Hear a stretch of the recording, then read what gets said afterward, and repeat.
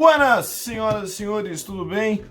Espero que estejam bem nesse período difícil aí, mas que é necessário, né, a gente dar essa parada aí, essa diminuída no ritmo, né? Porque o distanciamento social é o que vai fazer a gente conter esse avanço todo aí, certo? Lavando bem a mão, né? Essa coisinha de passando álcool gel, né? E não saindo de casa, principalmente. Senhores, vamos lá então, já que nós não paramos aqui no nono ano, eu vou chamar a atenção dos senhores para uma questão importante. Essa aula aqui de hoje é a aula que eu vou, desse vídeo, né? É a aula que eu vou juntar ali os capítulos 3 e 4 da apostila. Então é uma aula que eu vou falar do Brasil e seus contrastes no início do século XX, mas que eu também vou falar do ciclo da borracha na Amazônia também, ali do começo do século XX. Né, nós vínhamos estudando aí os desdobramentos da queda da monarquia no Brasil, nós já falamos como que Dom Pedro cai, né, quais são os fatores que levam à queda de Dom Pedro II da monarquia, e nós já falamos da parte política, política econômica, por assim dizer, mais política, né, da Primeira República. Já falei da República da Espada, a República Oligárquica, explicamos a política dos governadores, né, o coronelismo de maneira geral. Vamos focar um pouco então agora nas questões sociais da Primeira República. E para a gente começar, tem uma ideia que eu vou trabalhar com vocês agora, e preste muita atenção, porque essa ideia ela é importantíssima para todo pensar histórico. Ela é importantíssima para todo o pensamento da matéria de história, né, em si, que é a noção de rupturas e permanência, senhoras e senhores. A história é recheada disso, de coisas que se rompem e coisas que permanecem. Então, para você entender, por que eu estou falando disso agora? Porque cada vez mais eu quero que vocês olhem para o conteúdo de história, para nossa matéria, e pensem da onde que isso veio, né? Qual que é a herança disso, qual que é a permanência histórica por trás de alguns processos históricos. Então, para a gente ter um exemplo, eu falei da queda da monarquia. Poxa, sem sombra de dúvidas que a queda da monarquia é um processo de ruptura. Existia a monarquia, ponto, acabou, né? Não há mais monarquia, rompeu-se. Porém, quando a gente para analisar, a mesma elite cafeicultora, que era uma base do governo na monarquia, continua sendo uma base de governo na Primeira República. Na verdade, essa elite oligárquica, né, que nós chamamos, essa elite oligárquica, ela permanece no poder. E outra coisa que é importante chamar atenção, a escravidão, por exemplo. A gente sabe que a escravidão é uma ruptura, 13 de maio de 1888, né? A Lei Áurea, a lei que acaba ali com a escravidão no Brasil, é uma ruptura. Porém, nós já falamos disso, né, de como a Lei Áurea não prevê nenhuma política social inclusiva para esses ex-escravos, e na verdade nós temos um abandono muito forte da população negra, e é uma permanência muito forte a questão do racismo, né, desse preconceito quando a gente pensa. Mas também é importante dizer que por mais que exista esse racismo, que exista esse abandono, né, por parte governamental, existe uma luta muito forte da população negra, os movimentos negros, e vale até um debate para você pensar aí, né, futuramente. Não cabe a mim fazer aqui agora, é um debate que eu prefiro fazer em sala de aula, né, mas de como nós ainda vivemos num estado, mesmo hoje, né, Brasil, século XXI, nós vivemos num estado em que parece que algumas vidas são levadas como mais importantes do que outras, né? Tá totalmente ligado com esse processo aí de permanência histórica, desse racismo histórico aí. Senhores, pois bem, eu chamo a atenção dos senhores para esse início do século XX, a questão das teorias raciais. Nesse momento, o Brasil vai viver um período de intensa imigração, né? O governo vai investir muito na vinda de imigrantes europeus para o Brasil, muito por conta do quê? Por conta dessas teorias raciais. É uma noção de embranquecimento ou branqueamento da população. No século XIX é aquele século do racismo científico, né? Você tem teorias como o darwinismo social, né, que vai hierarquizar, por exemplo, o ser humano em raças, né? E raças mais importantes, raças menos importantes, e dizia-se, né, a alta intelectualidade, por assim dizer, do Brasil, o próprio discurso do governo era de que o Brasil era um país atrasado, racialmente falando. O Brasil era um país ainda muito negro, então era necessário trazer mão de obra imigrante para poder embranquecer a população. Eu espero que você entenda a violência desse discurso, É um discurso altamente racista, um discurso bizarro, né, de pensar nos dias de hoje, e um discurso que deve ser condenado, mas era o que se dizia naquele momento. Senhores, a chegada dos imigrantes no Brasil, nós falamos principalmente de imigrantes italianos, portugueses e espanhóis. O Brasil tem uma alta entrada de imigrantes, né, em cerca de 50 anos, ali da década de 70 do século XIX até a década de 20, são quase 3,5 milhões de imigrantes que chegam ao Brasil, muitos deles através das companhias de colonização, né, companhias que são especializadas em ir até a Europa e fazer ali a sedução para aquele imigrante, né, para ele vir para o Brasil. Primeiramente, não só para o Brasil, né, a América como um todo, Brasil, Argentina, Estados Unidos, mas o Brasil atrai muitos imigrantes. Quem vem para cá? Ninguém muda todo o seu planejamento de vida e vai para um outro lugar completamente desconhecido se estiver bem. O cara não faz isso. O cara só faz isso por quê? Se ele estiver na fossa. Então, quem vem pra cá são pessoas fugidas, sobretudo, né? Fugidas da fome, do desemprego, de perseguições políticas, religiosas, de guerras. E como que essa companhia de colonização age, né? Seduzindo essas pessoas, literalmente, e criando uma imagem, né, da América como toda, como uma terra de oportunidade, uma terra de esperança, né? Uma terra para todo mundo, não sei o quê. Essas companhias de colonização, existem companhias, inicialmente são companhias do governo, né, que fazem isso, companhias estatais, mas depois são companhias privadas, né? Aqueles coronéis, que eu falei, os próprios coronéis passam a investir na vinda de imigrantes para ter mão de obra. E existe uma promessa de como vai ser a vida desse cara quando ele chegar no Brasil, e existe uma realidade, né? A promessa qual que é? Olha, você chegar, eu pago a sua viagem para você, para sua esposa e para seus 17 filhos, eu faço você ter terra para plantar, você vai ter instrumentos, né? Legal. Agora, o problema é que quando esse cara chega, a realidade é bem diferente da promessa que fizeram para ele, né? Então, o que você vai ter? Você vai ter o conflito por terra, porque já existem indígenas naquela região, por exemplo, não tem materiais, né? E chama atenção, inclusive, de uma coisa horrorosa da nossa história, que é a atuação dos chamados bugreiros. Né? Quem são bugreiros? Bugreiros são pessoas contratadas para dizimar populações indígenas, para literalmente assassinar indígenas, para abrir espaço, né? Para abrir espaço para que alguém possa morar ali, cuidar daquela terra. O Brasil é um país que não tem nenhum pingo de respeito, né, pela sua história indígena, né? Mas enfim, uma discussão que vai ter que ficar para outro momento também. Isso acontece principalmente no sul, essas questões aí. Na região do eixo sudeste, ali principalmente em São Paulo, um grande problema que esses imigrantes têm que enfrentar é a questão do que eu chamo de autoritarismo escravocrata remanescente.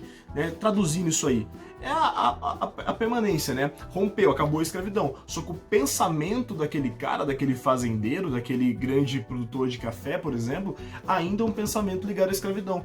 Então, ele vai lidar com esse imigrante, que é um funcionário dele, né? uma pessoa com um trabalho assalariado, né? E ele vai lidar com esse cara da mesma maneira que ele lidava com o escravizado. Então já tem um problema aí, né? Esse autoritarismo escravocrata que permanece. Aí, para além disso, a grande questão, eu acho também, são as dívidas financeiras. Né? Esses imigrantes que vêm para cá, eles vêm com uma promessa de, olha, eu, coronel, né, pago para você, a companhia de colonização paga para você a sua viagem, paga os seus instrumentos, paga a sua terra, fica tranquilo, aqui você vai construir, e aí você paga depois, né? E esse pagar depois é que é o problema, porque a cada dia que ele demora para pagar, tá acumulando juros, né? Então esse cara é praticamente um escravo por dívida, praticamente. Não pode colocar numa prova de maneira alguma que esse cara é um escravo, porque não é posse de alguém, ele não é posse legal de alguém. Ele é um eterno devedor, né? Alguém que está sempre devendo, e ele acaba ficando preso à terra, praticamente um regime de servidão, né? Por conta disso. Belezinha? Isso mais o eixo sul-sudeste. Quando a gente vai para o eixo norte-nordeste, no Nordeste você até tem uma produção de cacau e tudo mais, mas o Nordeste ele enfrenta uma seca muito forte. Isso faz com que muita gente saia do Nordeste e vá para a região norte. Por quê? Porque na região norte tá rolando uma coisa interessante. Tá rolando um ciclo econômico ali muito valioso para o Brasil, que é a borracha, né? Na verdade, se produz muita borracha no norte do Brasil, Porque há uma demanda internacional, principalmente dos Estados Unidos e da Europa. Por que há uma demanda, né, por borracha? Por conta de bicicletas e carros, principalmente, né, automóveis, pneus, né? Essa produção aí de pneus para carros e bicicletas, né, advindos aí da segunda revolução industrial, faz com que o Brasil se torne o maior produtor de borracha do mundo, porque o Brasil tem o quê? O Brasil tem no norte ali as chamadas seringueiras, certo? Senhores, vamos lá. Alguns termos importantes pra gente. Vamos botar aqui do lado para você 4 termos legais para você ter na sua cabeça, que é seringueira, seringueiro, seringal e seringalista. Que são 4 coisas diferentes. Seringueira, eu imagino que você já saiba. A seringueira é a árvore da onde se extrai o látex. Látex que é a matéria-prima aí da borracha, né? Seringueiro quem é? Seringueiro é a pessoa que extrai o látex da seringueira. O que é seringal? Seringal é a região onde se encontram as seringueiras. E seringalista quem é? É o dono do seringal. Então, recapitulando, seringalista, dono do seringal. Seringal, aonde se encontram as seringueiras. Seringueiras, aonde se encontra o látex, beleza? E quem extrai o látex da seringueira é o seringueiro. Eu chamo muita atenção de vocês também para a vida desse cara, para a vida desse seringueiro, porque assim como muitos desses imigrantes, muita dessa mão de obra que está no sul-sudeste, que é quase escravo por dívida, né? É o que vai acontecer também com essa pessoinha aí, com este seringueiro. Esse seringueiro, ele vai e ele praticamente paga para trabalhar. Porque também ele chega, a maioria do Nordeste, né? Não tem onde morar, acaba habitando dentro da floresta amazônica, no seringal. Fica devendo tudo, né? Fica devendo os seus instrumentos, fica devendo a sua moradia e vai pagando aos poucos, né? Esse seringalista, e cada dia que ele demora mais para pagar esse cara, mais dívida ele vai acumulando. Chama atenção também da existência dos armazéns, né? Aonde que esse cara consome comida, alguns objetos necessários para o trabalho, no armazém do seringalista. E aquela coisa também, esse cara tá lá comprando e pendurando as suas dívidas, né? Ele vai devendo cada vez mais, cada vez mais. É um seringueiro que sai de manhãzinha para trabalhar, ele percorre toda uma extensão de terra, fazendo aqueles cortes transversais na árvore, na seringueira, deixando ali um baldinho para pingar o látex. Ele vai até o final do caminho, no final desse caminho ele para, almoça, depois ele volta recolhendo o látex, colocando num balde maior, aonde depois ele vai levar para uma defumação, né, para produzir umas bolas de borracha. E esse cara demora mais ou menos 2 semanas para fazer 1 quilo de borracha. Senhores, é uma desigualdade muito grande que a gente vai ter aí no norte do Brasil, né? Porque de um lado você tem uma população muito pobre, que é essa população que trabalha para o seringalista, mas do outro lado você vai ter uma elite super endinheirada, né, que é essa chamada sociedade da borracha, né, isso que eu estou falando aqui agora.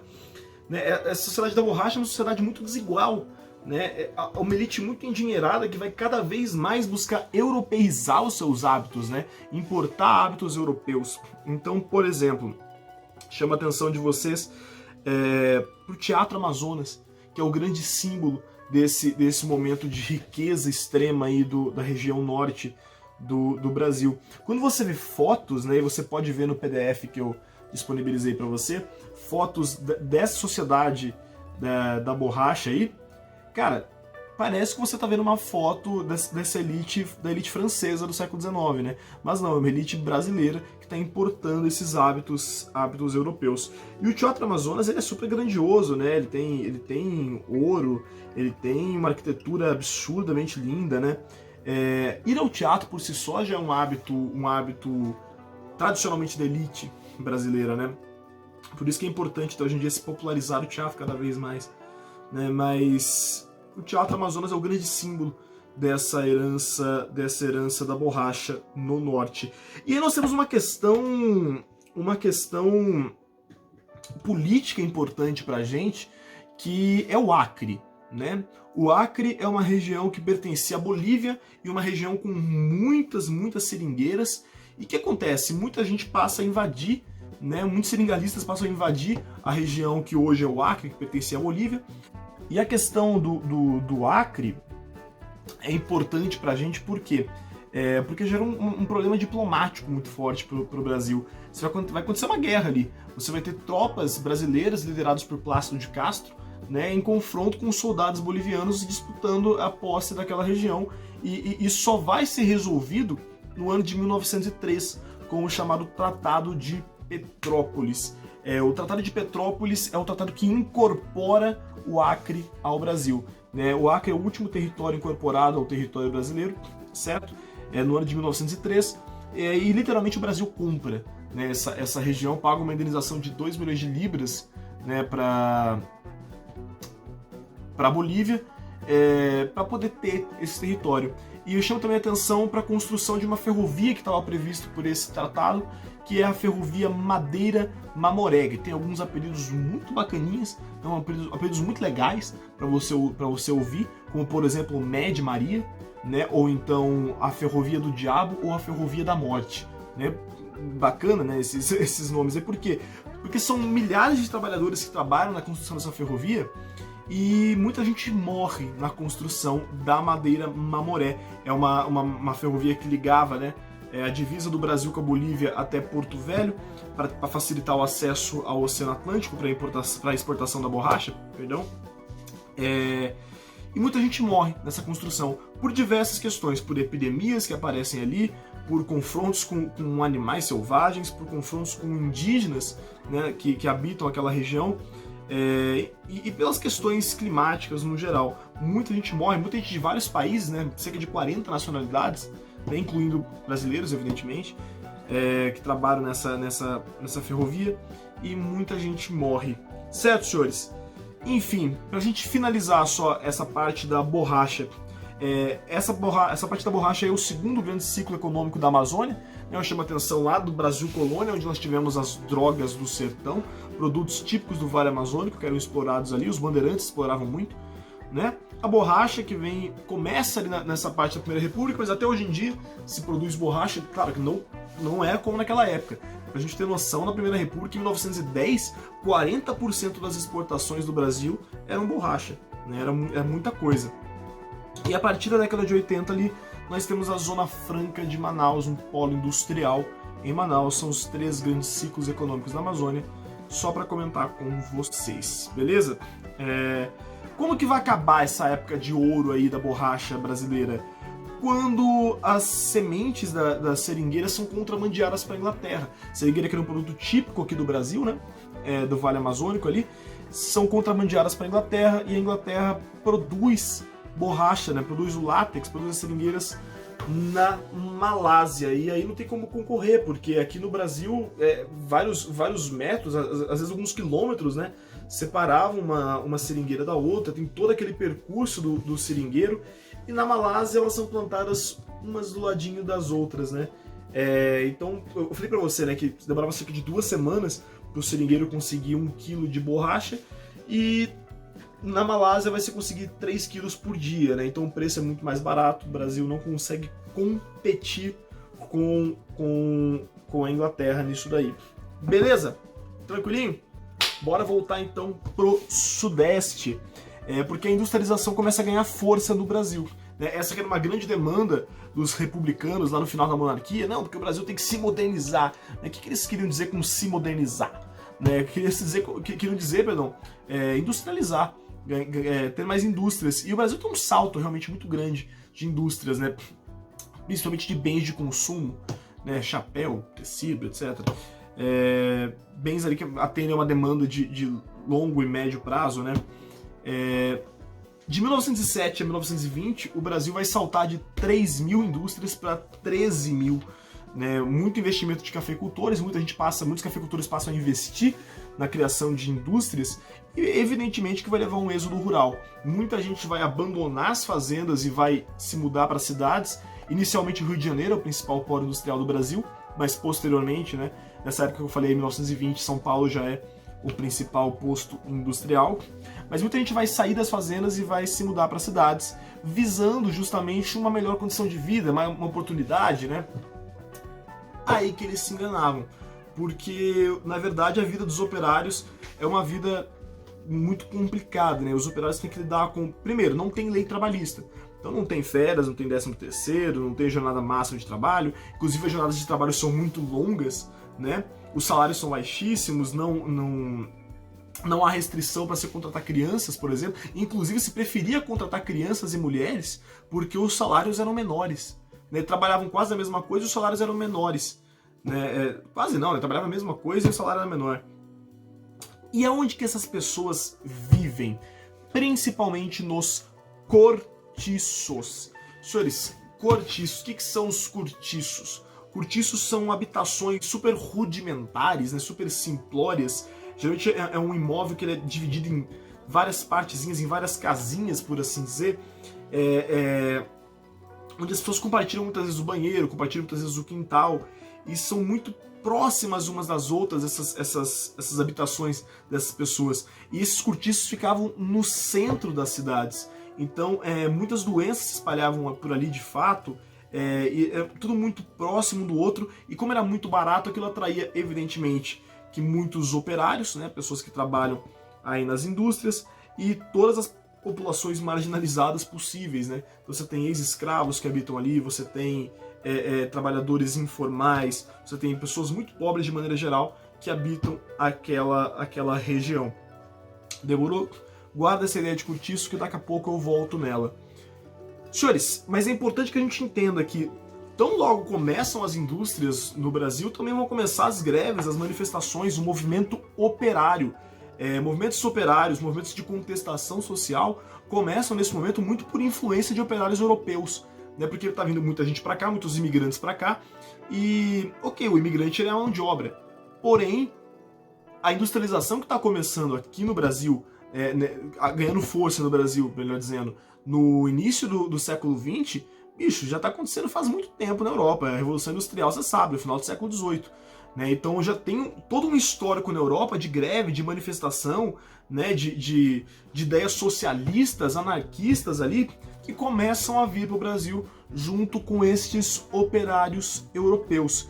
Evidentemente que muito reprimidas essas greves nesse primeiro momento, que vários patrões diziam ser caso de polícia, mas eu acho importante ressaltar para você que logo que começa a industrialização do Brasil, também começa a articulação aí dos operários, começa a articulação dos trabalhadores. Os jornais operários surgem nesse momento, por exemplo, né, jornais feitos por operários, para denunciar casos de abusos de patrões, para marcar assembleias, marcar manifestações e assim vai. O jornal A Plebe, né, muito importante nesse momento. Pois bem, muita gente se mudando para as cidades estão crescendo desordenadamente. É preciso reurbanizar, né? É preciso reorganizar isso daí, e é o que vai acontecer em uma série de cidades no Brasil no início do século XX. O próprio Manaus, né, que eu falei, que tem ali um dinheiro injetado muito forte por conta da borracha, mas quem começa com essa moda, por assim dizer, é o Rio de Janeiro. O Rio de Janeiro que ainda mantinha aspectos muito imperiais, né, de muito capital do Império, né? Precisava, segundo se dizia, né, no governo de Rodrigues Alves ali, era necessário que o Rio tivesse uma cara mais republicana e uma cara mais moderna, né, que fosse mais condizente com o que estava acontecendo na Europa, tudo mais. Logo, algumas mudanças começam a ser feitas no Rio de Janeiro, e a principal delas é a reforma do bota abaixo. Literalmente, botar abaixo o Rio de Janeiro como se conhecia. É o prefeito Pereira Passos que comanda essa reforma, então por isso que essa reforma é conhecida como reforma de Pereira Passos, ou simplesmente reforma de bota abaixo. Se pedir para você definir numa prova que foi a reforma do bota abaixo, é uma reforma no centro do Rio de Janeiro, principalmente, com o objetivo de tornar o Rio de Janeiro mais similar à Europa, por exemplo. Então, nesse momento que você tem a abertura de grandes avenidas, certo? A criação ali a instalação de luz elétrica no Rio de Janeiro, né? O Rio de Janeiro já tinha agregado o Teatro Nacional, a Biblioteca Nacional naquele momento, e vai mudar drasticamente o Rio. Principalmente, o que tem muito no centro do Rio? Os cortiços. E nessa reforma de Pereira Passos, o que literalmente acontece? Opa, tudo bem? Com licença. você que mora aqui nesse cortiço, vaza. Você tem que sair daqui, porque os cortiços são demolidos. Putz, Isaac, mas e as pessoas que vivem nesses cortiços? Ora, se não nos querem ao centro da cidade, nós vamos às margens, né? E você pode ver o que tem muito hoje, as margens do Rio de Janeiro, as favelas. Então, a origem da organização das favelas do Rio de Janeiro está totalmente atrelada com a reforma do bota abaixo. É claro que uma quantidade bem menor do que você tem hoje, mas a origem das favelas do Rio de Janeiro está ligado com o bota abaixo. Não é só uma questão de deixar parecido com a Europa, mas é uma questão de deixar bonito, né? Olha que pensamento bizarro, senhoras e senhores, mas é aquela coisa, vamos tirar essas pessoas do centro da cidade porque essas pessoas enfeiam a cidade. Olha que pensamento horroroso, né?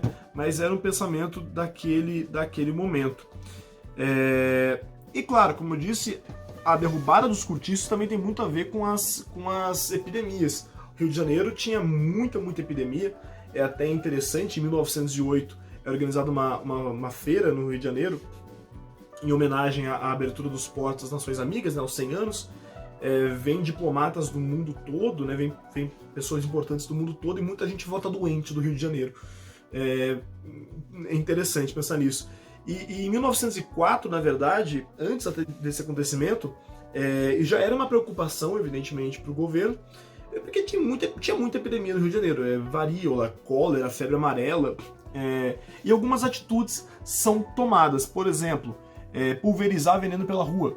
Literalmente, jogar veneno na rua para ver se acaba com a Aedes aegypti, né, que transmitia a febre amarela. Hoje em dia transmite febre amarela, transmite dengue, chikungunya, zika. Estamos evoluindo nesse sentido. Caçar os ratos. O Rio de Janeiro tinha muito rato na rua, então literalmente o governo vai lá e paga uma quantia para as pessoas trazerem ratos mortos, né, para incentivar essa caça aos ratos. E a campanha de vacinação em massa, que é a medida mais forte aí do governo. O que é essa campanha de vacinação em massa? Olha, a vacina é algo novo, né? É você levar as pessoas para serem vacinadas contra essas doenças. Você não pode ser anacrônico, ou seja, você não pode pensar esse momento, 1904, 116 anos atrás, com a cabeça que você tem hoje. Você não pode pensar. Por quê? Porque muita gente não vai se vacinar naquele momento. Muita gente vê essa campanha de vacinação em massa do governo e não vai se vacinar. Fala, não quero. Né? Acho demais isso, um absurdo. Né? Ter que mostrar minha bunda para alguém tacar uma agulha, que isso, né? Que absurdo. E você não pode pensar, nossa, que gente burra. Né? Porque não é isso. É algo totalmente novo. Né? É algo muito novo. Imagina que, sei lá, que daqui a 100 anos alguém descobre que te dá uma porrada na cabeça. Se hoje, alguém descobre que te dá uma porrada na cabeça é eficaz contra, sei lá, várias doenças aí. Você vai querer levar... Se eu falar pra você, eu posso dar uma porrada na cabeça? Você vai falar, não. Né? Mas daqui a 100 anos alguém vai olhar pra você e falar, nossa, por que ele não quis levar, né? É uma comparação imbecil, mas só pra você entender que as pessoas não aceitam muito bem essa noção da vacinação porque é algo novo, é algo desconhecido pra elas. Quem comanda essa campanha de vacinação em massa é um cara chamado Oswaldo Cruz.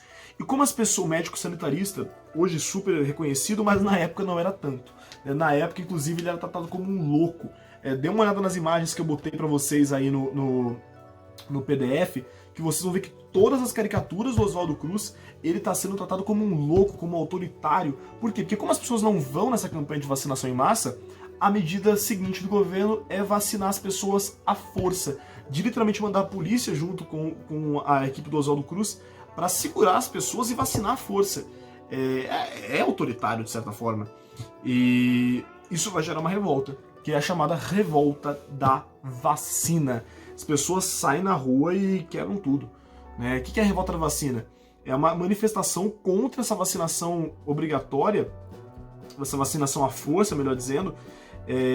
E olhe na imagem, tem uma imagem que eu deixei para você no PDF ali, você sabe, ela não cai em prova, ela despenca na prova.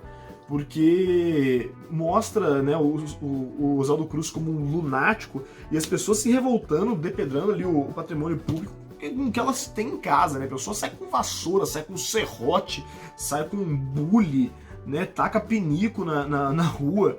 né? E tá lá o Oswaldo Cruz como se liderando um exército montado nas vacinas, né? Vale a pena sempre dar uma olhada nessas charges aí da revolta da vacina. De boinha? Bom, vamos sair então dos centros urbanos, vamos nos voltar lá para as partes mais ruralizadas, né? Vamos falar dos chamados movimentos messiânicos. Você já sabe, né? Qual que é a realidade nas partes mais ruralizadas do Brasil? Uma concentração de terra muito forte na mão daqueles chamados coronéis. E para quem vive nessa região aí, para quem vive sob o domínio desse coronel, porque existe uma realidade de fome, uma realidade de miséria, que é propício para o surgimento de grandes líderes religiosos, grandes líderes religiosos que vão tentar ali diminuir o sofrimento das pessoas que não têm mais o que se apegar, são pessoas que nós chamamos de despossuídos, né? Não possuem nada, não têm posse alguma, são pessoas que não têm no que se apegar a não ser na religião. E o surgimento desses líderes religiosos, que nós vamos chamar de líderes messiânicos, líderes que se dizem Messias. O que é o Messias? É um porta-voz de Deus, né? Vão gerar alguns atritos aí com o governo federal. Senhores, dois movimentos importantes pra gente: Canudos e Contestado. Bora então falar de Canudos. Canudos, um movimento, né, a Guerra de Canudos, é um movimento que vai ter por liderança Antônio Conselheiro.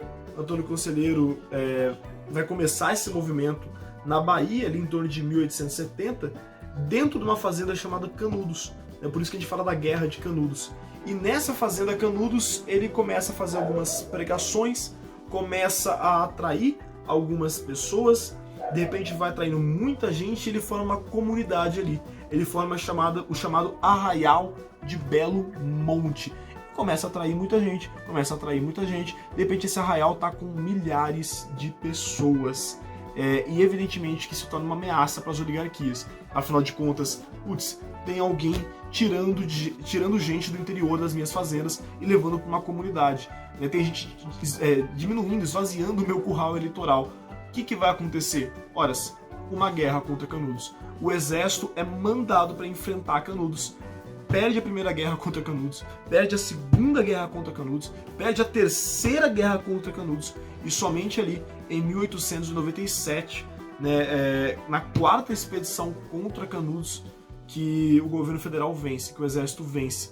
Um saldo aí de 8.000 soldados mortos e 30.000 sertanejos mortos, incluindo o Antônio Conselheiro, né, que morre nesse momento aí. Senhores, Canudos resistiu bravamente aí por 3 expedições, somente na quarta foi derrotada. O exército foi derrotado por sertanejos. Você imagina o que era isso, né, para o governo federal, a raiva que não foi crescendo dentro do governo federal. E isso é na Bahia, né? O Canudos se passa na Bahia, no Nordeste. Vamos voltar agora para o sul do Brasil, na divisa entre Paraná e Santa Catarina, que nós temos o movimento do Contestado, né? A Guerra do Contestado, ali entre 1912 e 1916. E o que acontece ali na divisa de Santa Catarina com o Paraná? O governo cede uma porção de terra ali para a construção de uma ferrovia. E isso desabriga muita gente, porque a companhia norte-americana, inclusive, que assume a construção dessa ferrovia, expulsa os moradores dali para poder passar a ferrovia. Ora, você tem um mar de gente ali que está desapropriada, que sofreu uma desapropriação, foi expulsa da sua casa. Beleza, mas alguns ainda conseguem se manter na região trabalhando na construção da ferrovia. Muita gente vem trabalhar na construção da ferrovia e tudo mais. Só que aí chega em 1912 e a ferrovia foi construída, acabou. E o que acontece com a galera toda que estava trabalhando ali? Tchau e benção. Né? Esse pessoal todo ele é expulso daquela região. E aí começa o nosso movimento. Vai surgir um líder messiânico, um cara chamado José Maria, né? Inclusive tem até uma dúvida entre os historiadores, né? Se foi um líder José Maria ou se foi mais de um, né? Foram 3 grandes líderes chamados José Maria, né? Como se fossem pessoas diferentes, mas com uma alma só, né? Uma coisa, né, brisa assim mesmo.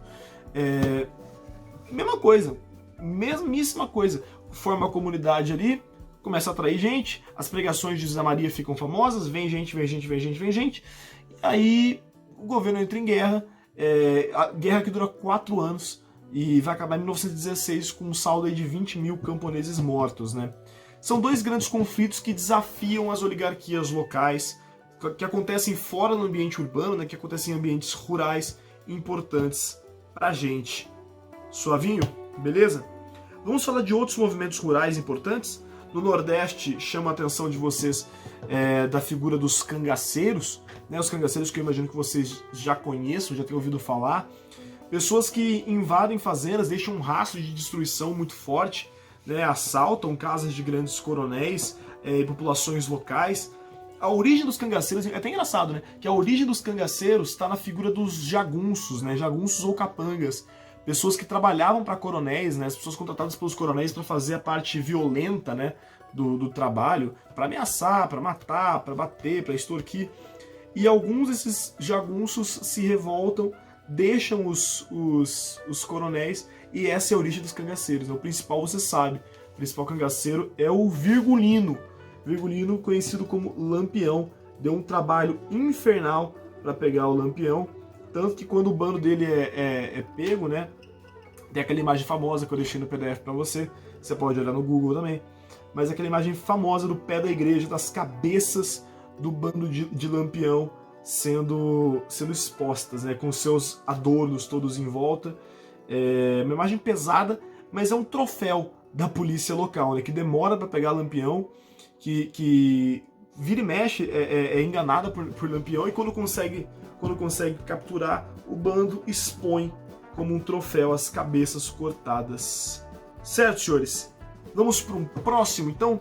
Movimento em Juazeiro do Norte, de Padre Cícero. Um movimento que vai acontecer ali entre 1872 e 1924. Perceba que é um movimento que tem origem, né, desde antes da República, tem origem na monarquia ainda, assim como Canudos, né? Canudos também tem origem na monarquia. Em Juazeiro do Norte nós temos uma figura central, e na região Nordeste, perdão, existe um culto muito forte ele até hoje, né? Que é o tal do Padinho Cício, o Padre Cícero Romão Batista. Quem é Padre Cícero Romão Batista? E por que ele é tão importante? Você talvez já tenha ouvido falar de Padinho Cício, né? Padre Cícero era um coronel da região, era uma pessoa que tinha ali uma grande fazenda e tudo mais, mas num período de seca muito forte que o Nordeste atravessava, as pregações de Padre Cícero começam a atrair muita gente. Muitas pessoas passam a se deslocar até Juazeiro do Norte, de diversos locais do estado, para poder ouvir as pregações de Padre Cícero. E Padre Cícero começa a ficar muito importante, ganha fama de milagreiro, né, depois inclusive, mas em 1911 ele se torna prefeito da cidade de Juazeiro do Norte, mas em um momento onde o governo federal estava buscando combater as oligarquias locais. Então o governo federal expulsa Padre Cícero da prefeitura em 1913. Ele é deposto do cargo 2 anos depois de assumir como prefeito. E para a gente entender a importância desse homem e do que ele representava para os seus fiéis, literalmente seus fiéis vão à guerra contra o exército para retomar a prefeitura para Padre Cícero. É uma espécie de guerra civil em Juazeiro, que vai levar à retomada da prefeitura. Em 1914, menos de um ano aí depois de perder a prefeitura, ele volta a ser prefeito em Juazeiro do Norte, e ele só vai falecer depois, bem velhinho, em 1934. E há uma estátua para ele em Juazeiro do Norte, pra você ter noção da importância desse cara, beleza? Padre Cícero Romão Batista, e esse é o seu movimento. Senhores, já voltando agora para o Rio de Janeiro, nós temos a tal da Revolta da Chibata. Não sei se vocês sabem, você não sabe o que é uma chibata, né? Chibata é aquela punição, aquela corda, né? Aquele chicote para se punir. E olha aquela noção de ruptura e permanência que eu falei no comecinho da aula para vocês aqui de volta, né? Ruptura, acabou a escravidão. Permanência, olha que coisa. Dentro da armada do Brasil, né, dentro da marinha do Brasil, você tem uma grande presença de marinheiros negros. Né? Muitos ex-escravos, inclusive, encontram na marinha uma forma de se inserir socialmente. E dentro da marinha uma das formas de punição que existia, a principal forma de punição aos marinheiros, brancos e negros aí no geral, era a chibatada. Literalmente apanhar com chibata. E lógico que isso vai gerar uma revolta no ano de 1910, na Baía de Guanabara, do Rio de Janeiro. Por quê? Porque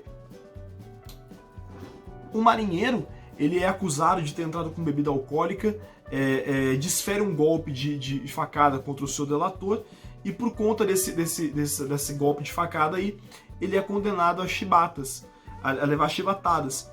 E a revolta que vai acontecer é que muitos marinheiros ali vão apontar os seus canhões em direção à terra, né, ao Rio de Janeiro, e fazer algumas reivindicações. Olha, seguinte, nós queremos primeiramente o fim das chibatadas, nós queremos melhores condições de trabalho, queremos aumento dos salários e queremos uma melhor qualidade da comida. Muitos deles comiam comida mofada, né, vivendo ao mar. Além da anistia aos revoltosos. Anistia, um conceito que você tem que saber, que é o perdão político. Né? Nós queremos fazer essa revolta e não queremos ser punidos posteriormente. O líder dessa revolta é um cara chamado João Cândido, conhecido como um almirante negro. Beleza, pedindo com um jeitinho, assim como eles pedem, né, com os canhões apontados pro Rio de Janeiro, poxa, né, pedindo com jeitinho, essas reivindicações são atendidas. Qual que é o porém? O porém é que uma das reivindicações não é atendida, a anistia aos revoltosos. E 20 grandes líderes dessa revolta são trancafiados, são presos e não são alimentados, que acontece que 18 deles morrem nessa punição aí. João Cândido não morre, João Cândido sobrevive. Tem até uma entrevista muito legal dele no MIS. Procura aí no YouTube, quando for youtuber bacana, né, quando for o @professornerdoficial, eu aprendo a deixar links aqui pra você, né, você achar essa entrevista aí. Mas como eu não sou, e como você joga no Google aí, joga no YouTube aí, a entrevista de João Cândido, MIS, M-I-S, Museu da Imagem do Som de São Paulo. E por falar em São Paulo, vamos terminar a matéria falando da Semana de Arte Moderna, que vai acontecer no Teatro Municipal de São Paulo nos dias 13, 15 e 17 de fevereiro de 1922. Senhores, todo o descontentamento que já se existia contra as oligarquias, né, isso aqui está acontecendo no mesmo momento das revoltas tenentistas, que eu falei na última aula para vocês, que o cangaço está agindo, enfim, que a coluna Prestes. Quer dizer, há um descontentamento muito forte com as oligarquias, e isso vai se expressar também de maneira artística. Né? Influenciados pelo modernismo europeu, artistas plásticos, pintores, músicos, escritores vão se reunir e criar esse movimento aí. Nomes como Mário de Andrade, Oswald de Andrade, Heitor Villa-Lobos, Di Cavalcanti, Anita Malfatti, Tarsila do Amaral, sabe? Tarsila do Amaral, né? Abapuru, né? Que você conhece como o quadro do Pezão, né? Abapuru.